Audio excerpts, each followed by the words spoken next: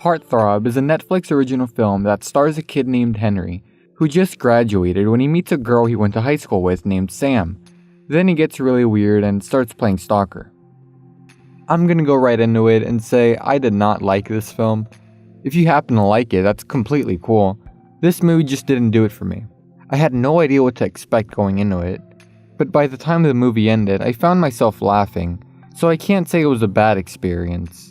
I'm sure many people put countless hours and sleepless nights into making this, which is why I normally try to avoid completely bashing the film, unless I see at least one positive thing in the movie. And well, I did laugh quite a bit.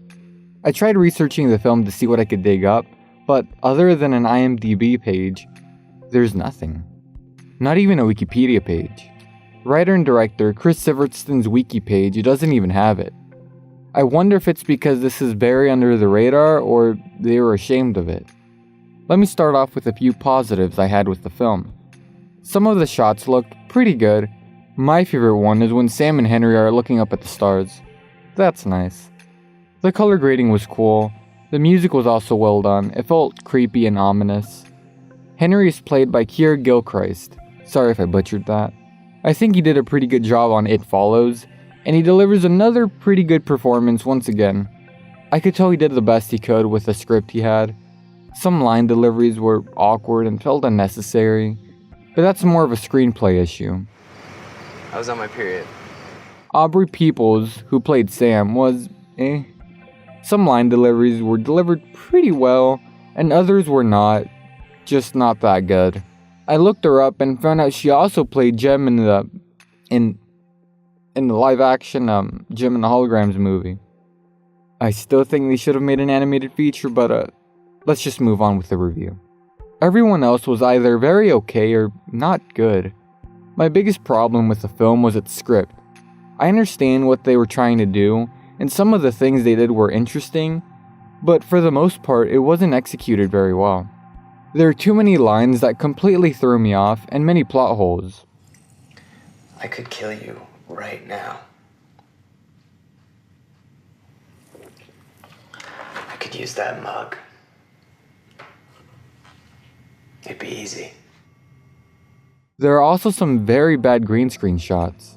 I understand when they green screen moving cars, but in this shot, Sam and Henry are just sitting outside. Especially with this angle, I'm wondering why couldn't they just prop the lights out in someone's backyard, then film it and just add the stars in post-production. One scene has Sam going to bed, and I swear, I think I can hear her lavalier mic rustling in the bedsheets.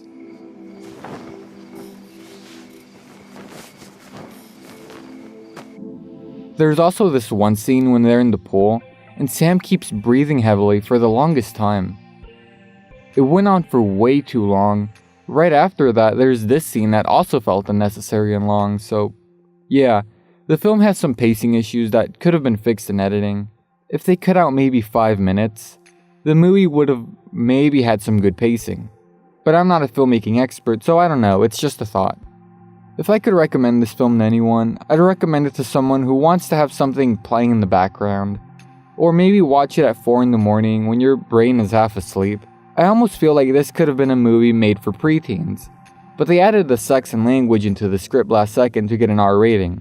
I felt like this could fall into the same category as Super Dark Times, but Super Dark Times had a much stronger story and execution. Overall, Heartthrob was not my kind of movie. I found the death scenes to be very awkward, some of the lines were weird, and the editing was okay for the most part. I'm going to give Heartthrob 3.2 out of 9 murderous teacups. I'd like to thank Brandon for recommending the film. Even if I didn't like it, I still had a fun time watching it. This is a good movie to watch with a group of friends, and like I said in the beginning of the video, if you like this movie, that's awesome, I'm glad. And if you didn't, that's also cool. Let me know what you guys thought of the movie in the comments below. Anyways, come back next week to find out what else is on streaming services.